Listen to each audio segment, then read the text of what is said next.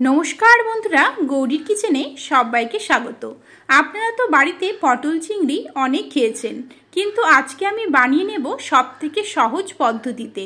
एइभावे किन्तु आपनारा चटजलदी करे बानिये निते पारबेन। प्रथमेई देखुन आमी चिंगड़ी माछ निये नियेछि। एखाने आमी 250 ग्राम चिंगड़ी माछ नियेछि। माछगुलोके प्रथमेई आमी सामान्य परिमाण नुन और हलुद दिए भालोभावे मेखे निये 5 থেকে 10 मिनिटेर जन्य ढेके रेखे देब। ताहले माछेर भितरे नुनटा किन्तु भालोभावे ढुके जाय। आर एखाने आमी बड़ो चिंगड़ी माछटा नियेछि, आपनारा चाइले किन्तु कुचो चिंगड़ी दिएও करते पारेन। एबारे एगुलोके पाशे सरिये रेखे आमी निये नेब आलू एबं पटल। एखाने आमी 4টে आलू देखुन डुमु डुमु करे केटे नियेछि आर निये नियेछि 250 ग्राम पटल। पटलटा देखुन दु टुकरो करे खोसाटा ठीक एइभावे छाड़िये नियेछि। एगुलोर मध्येও दिये देब प्राय 1 टीस्पुन नुन एबं तार साथे हाफ टीस्पुन हलुद गुঁড়ো। भालोभावे मेखे नेब। एबारे एकटा मिक्सिंग बोलेर मধ্যে একটা पेस्ट बानिये निते हबे। तार जन्य प्रथमेই दिये दिलाम একটা পেঁয়াজ, तार साथे 9 থেকে 10টা गोटा रसुनेर कोया, हाफ इंची आदा एबं एकटा बड़ो साइजेर टमेटो। एगुलो दिए मिहि करे एकटा पेस्ट बानिये नेब। आपनारा चाइले एई समय किन्तु 2-3টে गोटा शुकनो लंका दिएও एकसाथे पेस्टटा बानिये निते पारेन। ठीक देखुन एइभावे एकदम मिहि करे पेस्टटा बानिये निते हबे। एबारे आमरा कड़ाइयेर मধ্যে प्रथमेই दिए दिচ্ছি प्राय 1 टेबिल स्पून सर्षेर तेल। आज के रान्नाटा सर्षेर तेलेई करब। सर्षेर तेलेई किन्तु पटल चिंगड़िर टेस्टटा सबथेके बेशी भालो आसे। हाफ टी स्पून गोटा जिरे फोड़न दिएई नुन और हलुद दिए मेखे राखा आलू पटलगुलो कड़ाइयेर मধ্যে छेड़े दिচ্ছি। एबारे एगुलोके भालोभावे नेड़ेचेड़े निये मिशिये नेब एबं हालका लाल लाल करे भेजे नेब। এইভাবে একটু ভেজে নিলে পটলের কাঁচা গন্ধটাও থাকে না আর সবজিগুলোও কিন্তু কিছুটা দেখবেন সেদ্ধ হয়ে আসে। গ্যাসের ফ্লেমটা মিডিয়ামে রেখেই প্রায় 5 মিনিটের মতো আমরা আলু পটলগুলোকে ভেজে নিলাম। এবারে আমি এগুলোকে নামিয়ে নিচ্ছি।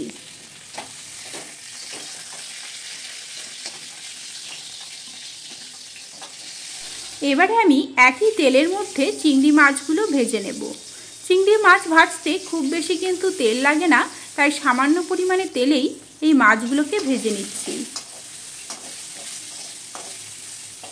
মাছগুলোর প্রথমে একদিকে হতে দেব, তারপরে কিন্তু উল্টে আরেক দিকে ভেজে নেব। 3-4 মিনিটের মতো ভেজে নিলেই মাছগুলো কিন্তু ভাজা হয়ে যায়। খুব বেশি কড়া করে ভেজে নেবেন না, তাহলে মাছের যে একটা জুসি ভাব থাকে সেই জুসি ভাবটা কিন্তু নষ্ট হয়ে শক্ত হয়ে যেতে পারে। মাছগুলো দেখুন দুপাশেই ভালোভাবে ভাজা হয়ে গিয়েছে। এবারে আমি নামিয়ে নিচ্ছি।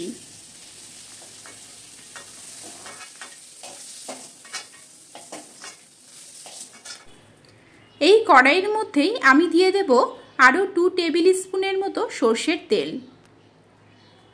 তেলটাকে প্রথমে ভালোভাবে গরম করে নেব। এবারে আমরা এর মধ্যে দিয়ে দেব একটা কুচি করে কেটে রাখা পেঁয়াজ। এর সাথেই দিয়ে দিলাম 3টে চেরা কাঁচা লঙ্কা। এবারে এগুলোকে 2-3 মিনিটের জন্য ভেজে নেব। এখন কিন্তু গ্যাসের ফ্লেমটা মিডিয়ামে রেখেই মশলাগুলোকে খুব সুন্দর করে একদম ভাজা ভাজা করে কষে নেব। পেঁয়াজগুলো দেখুন হালকা ভাজা ভাজা হয়ে এসেছে। ঠিক এই অবধি ভেজে নিয়ে এর মধ্যে আমরা আগে থেকে যে পেস্টটা বানিয়ে রেখেছিলাম সেই পেস্টটা দিয়ে দেব। মিক্সিং বোলের মধ্যে সামান্য পরিমাণে জল নিয়ে জলটা দিয়ে দিলাম। এবারে এই গ্রেভিটাকে 2-3 মিনিটের জন্য কষিয়ে নেব। তারপরে কিন্তু আমরা একে একে গুঁড়ো মশলাগুলো এর মধ্যে দিয়ে দেব।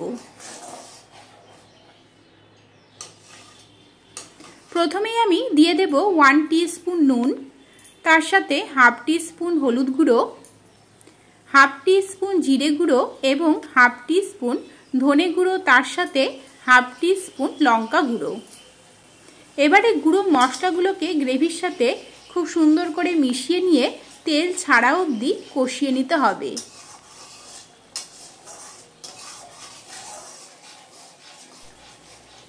কষাতে কষাতে প্রায় 5 মিনিট সময় হয়ে এলো। দেখুন গ্রেভি থেকে তেল ছাড়তে শুরু করে দিয়েছে। মশলাগুলো কিন্তু খুব সুন্দর করে কষানো হয়ে গিয়েছে। এবারে আমরা এর মধ্যে আগে থেকে ভেজে রাখা আলু এবং পটলটা দিয়ে দেব। খুব সুন্দর করে নেড়েচেড়ে নিয়ে আরও 2-3 মিনিটের জন্য আলু পটলের সাথেই মশলাগুলোকে কষিয়ে নেব। তাহলে পটলের ভিতরেও মশলার যে গ্রেভিটা রয়েছে সেটা কিন্তু ভালোভাবে ঢুকে যাবে। পটল চিংড়ি কিন্তু একটা আমিষ রান্না, তাই এই রান্নায় পেঁয়াজ রসুনটা ব্যবহার করলে টেস্টটা কিন্তু বেশি ভালো আসে। এই সময়ে গ্যাসের ফ্লেমটা একদম লোতে রেখে কষিয়ে নেবেন, না হলে কিন্তু মশলাগুলো পুড়ে যেতে পারে। মশলা কষানো হয়ে গেলে এর মধ্যে আমরা দিয়ে দেব প্রায় 2 গ্লাসের মতো গরম জল। অবশ্যই কিন্তু গরম জলটা ব্যবহার করবেন। রান্নায় গরম জলটা ব্যবহার করলে টেস্টটা কিন্তু বেশি ভালো আসে। গ্রেভিটাকে এবারে ভালোভাবে নেড়েচেড়ে নিয়েই এর মধ্যে দিয়ে দেব ভেজে রাখা চিংড়ি মাছ। সব কিছুকে এবারে আমরা খুব সুন্দর করে 5 থেকে 10 মিনিটের জন্য ফুটিয়ে নেব। তাহলে দেখবেন চিংড়ি মাছের ফ্লেভারটাও গ্রেভির মধ্যে বেরিয়ে আসবে এবং আলু পটলটাও কিন্তু খুব সুন্দর করে সেদ্ধ হয়ে যাবে।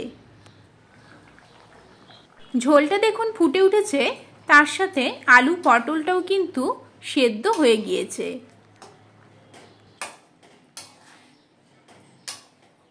এই সময়ে আপনারা কিন্তু নুনটা চেক করে নিতে পারেন।